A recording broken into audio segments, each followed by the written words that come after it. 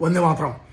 उत्तराखंड के हल्द्वानी में कल से बहुत कुछ आगजनी हुई है, बहुत सारे लोग घायल हुए हैं, 100 से ज़्यादा लोग। और उसमें से लोग कौन है पता है? पुलिस के कर्मी। क्या करने गए थे?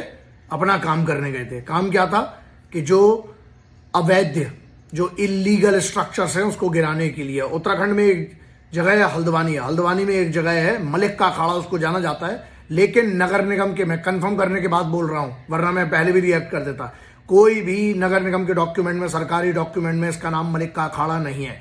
ये चल रहा है 23 जनवरी से, ऐसा ही मुद्दा चल रहा है। 23 जनवरी से ऑर्डर आया था हाई कोर्ट का कि ऑनरेबल हाई कोर्ट ने क्या कहा कि जो भी इलीगल स्ट्रक्चर्स है उसको हटाया जाए। तो यही चल रहा था। अब वहां पर पहले 3 तारीख को, ये वो 4 तारीख को इसका होना था, लेकिन एक डॉक्यूमेंट नैनीताल के हाई कोर्ट का लेके आया, उसके बाद उसको मौका दिया गया। फिर इन लोगों ने हाई कोर्ट में अपील किया।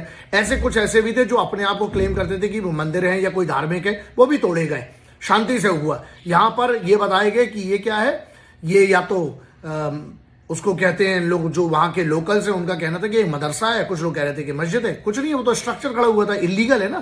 पेपर पे नजूल में क्या लिखा हुआ है? नगर निगम की जगह है, मतलब अपनी जगह है, सरकार की जगह है, सरकार वापस ना ले। ऐसे में तो सब जगह कब्जा चलता रहेगा।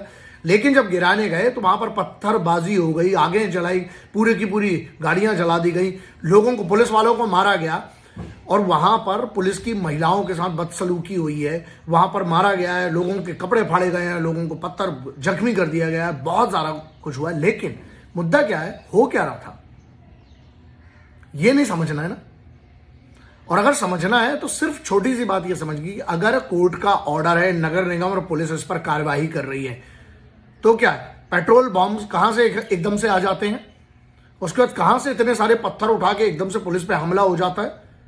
अगर पुलिस गोली चला दे या पुलिस उस समय फायर खोल देती तो ये तो सब शांत हो जाता ना। लेकिन पुलिस क्या कर रही है? संवैधानिक तरीके से, कानूनी तरीके से उसकी प्रक्रिया का फॉलो कर रही है। नगर निगम को आदेश किसका है? हाई कोर्ट का। अब कोर्ट के आदेश को भी नहीं मानोगे बे। तो यहां पर यह मुद्दा होता है कि अच्छा, जो छोटे मोटे कुछ, यहीं पर सेम चीज 4 दिन पहले उसी कोर्ट के ऑर्डर पर कुछ लोग, जैसे एक चबूतरा जैसा था, जो लोग कह रहे थे कि वो मंदिर की जमीन है, लेकिन क्योंकि वो पेपर पर क्या था, इलीगल, पेपर पर उसका कोई भी रजिस्टर होना पड़ेगा ना। ऐसे तो मतलब कोई की गाड़ी खड़ी हुई है और तुम जाके बोलो तुम्हारी गाड़ी है, तो कानून क्या कहता है? जिसके पास दस्तावेज होंगे वही बोलेगा ना। और इनको मौका मिला है, सबको मौका मिला। तो जो लोग कह रहे थे कि वो मंदिर की, या जो चबूतरा की बोले कि छोटा सा हमारा मान्यता की जगह है, तो उसको तो तोड़ दिया गया, वहां पर सम्मान किया गया हाई कोर्ट का। और यहां पर जब इस इलीगल स्ट्रक्चर को तोड़ने गए हैं तो इसमें एकदम से क्यों इतनी सारी भीड़ आ गई?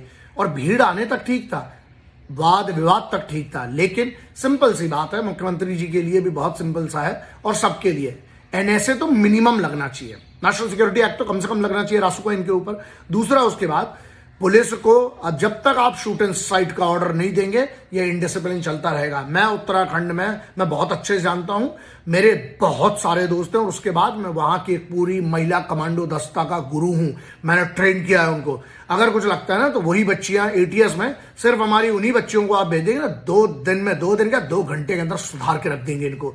लेकिन बात यही है ना, अपने लोग हैं इसलिए बल का प्रयोग नहीं किया गया।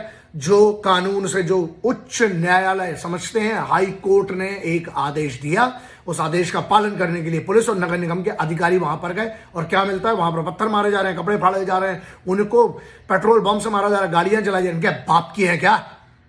तो ये संपत्ति जो है वसूली जाए, इनके बाप दादा आका सबसे वसूली जाए। और तीसरा, ये LIU का, लोकल इंटेलिजेंस का फेलियर है, इसलिए उसका structure should also be better. हो, जो भी जिम्मेदार है, चाहे वो किसी भी विभाग के हो, उनको पनिशमेंट होना चाहिए। और दूसरा, इसके बाद ना, अगर आप आज भी तोड़ाई नहीं करते हैं, चाहे कोई भी, यहां पे धर्म से बड़ी बात क्या है?